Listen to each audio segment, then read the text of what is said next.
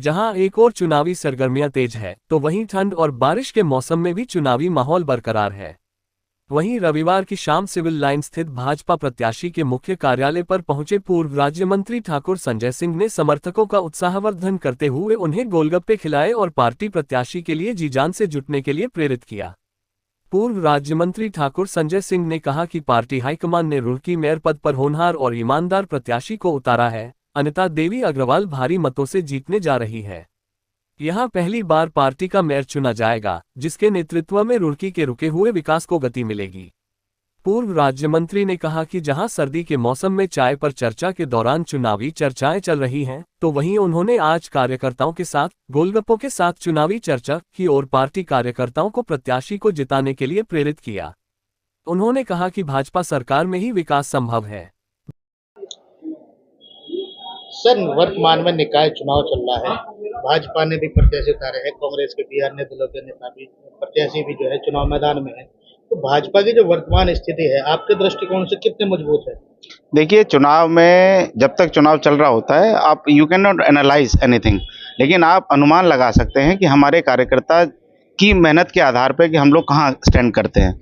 और मुझे आज मैं 2 दिन से लगातार क्षेत्र में घूम रहा हूँ और मैंने ऐसा एनालाइज किया है कि हमारे कार्यकर्ता जो है वो अंतिम छोर के व्यक्ति तक पहुंचने का पूरा प्रयास कर रहे हैं और उनका ध्येय यही है कि अंतिम छोर के व्यक्ति तक ये अपनी बात पहुंचाएं कि हमारी पार्टी ने क्या क्या काम किए हैं। भारतीय जनता पार्टी विकास के मुद्दे को लेकर ये चुनाव लड़ रही है और वो अंतिम छोर के व्यक्ति तक इन जो भी राज्य सरकार की योजनाएं चल रही हैं उस तक पहुँचाने की पूरा प्रयास कर रही है, ताकि उसे ये जागरूकता हो कि भारतीय जनता पार्टी को वोट क्यों देना है और किस लिए देना है।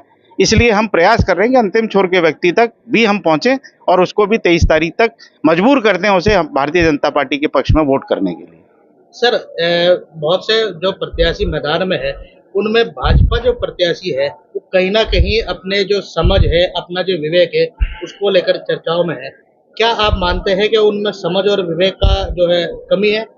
नहीं, देखिए, मेरा मानना ये है कि जो भी प्रत्याशी होता है उसके कमी पेशियां, उसकी काबिलियत, ये सब चीज़ें, ये प्रकृति का नियम है। जब जो भी लड़ता है उसके पीछे वाले उसके 100 कमियां भी निकालते हैं, 100 तारीफ भी करते हैं।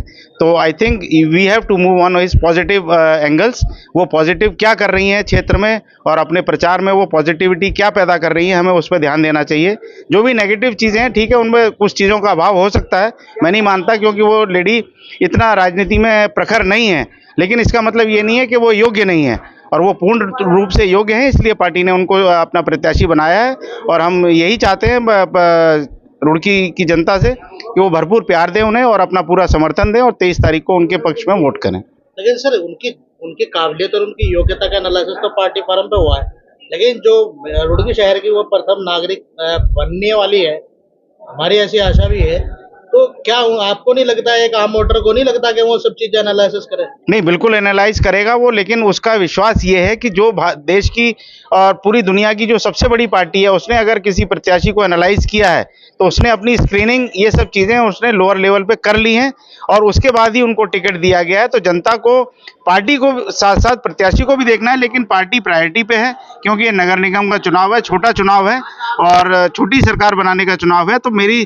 दृष्टि में ज़्यादातर जनता जो है पार्टी को फोकस करेगी और पार्टी को फोकस करते करते प्रत्याशी को भी फोकस करेगी। तो इतनी कोई बुराई नहीं है उनके अंदर और इतनी कोई कमी नहीं है जिससे उनको इग्नोर किया जा सके। सर, 2 योजनाओं से बीजेपी के विधायक रुड़की शहर में, उसके बावजूद यहाँ पे स्वच्छता एक बड़ी समस्या है। दूसरा ये है कि यहाँ पे भी एक सोलानी नदी का पुल है, उसमें आवाज आपके द्वारा भी आवाज उठाई गई है। आज तक जो है सरकार में वो सिर्फ पेंडिंग है, फाइलें बदली हो रही है, लेकिन कोई न तो पुख्ता काम हो रहा है, न ही उस पर कोई काम धरातल पर नजर आ रहा है। देखिए, बड़ी समस्या है। विकास जो है वो निरंतर एक प्रक्रिया है, उसमें चाहे 2 योजनाएं हो जाएं या 3 योजनाएं हो जाएं। और मुझे ऐसा लगता है कि हर व्यक्ति अपने अपने लेवल पे जो राजनीति कर रहा है और जो एक्टिव राजनीति कर रहा है वो हर लेवल पे अपनी अपनी बातें उठाता है और माननीय मुख्यमंत्री तक पहुंचती हैं। और निश्चित तौर पे आपने जो कहा कि पुल के लिए मैं भी 1.5 साल से प्रयासरत हूं और मुझे ऐसा लगता है कि उसका टेंडर इस साल हो जाएगा और वो काम हो जाएगा। लेकिन हाँ, ये मैं ज़रूर कहूँगा कि ये काम 2 साल के अंदर हो जाना चाहिए था।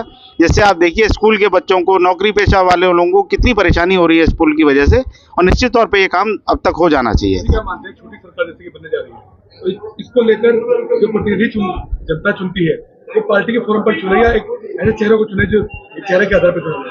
देखिए, पार्टी ने जिस चेहरे को चुनाव कर लिया है, अब तो जनता को उसको ही एक्सेप्ट करना पड़ेगा, अगर वो पार्टी को लाइक करती है तो। तो क्या भाजपा संगठन पार्टी प्रत्याशी को ढो तो नहीं रहा? नहीं, ऐसा कैसे कह सकते हैं आप? उन्होंने सर्वसम्मति से उनका चुनाव किया है और मुझे लगता है कि वो इस लायक रहे होंगे, इसलिए उनका चुनाव किया गया है। ब्रह्मानंद चौधरी, दिव्या टाइम्स इंडिया, रुड़की।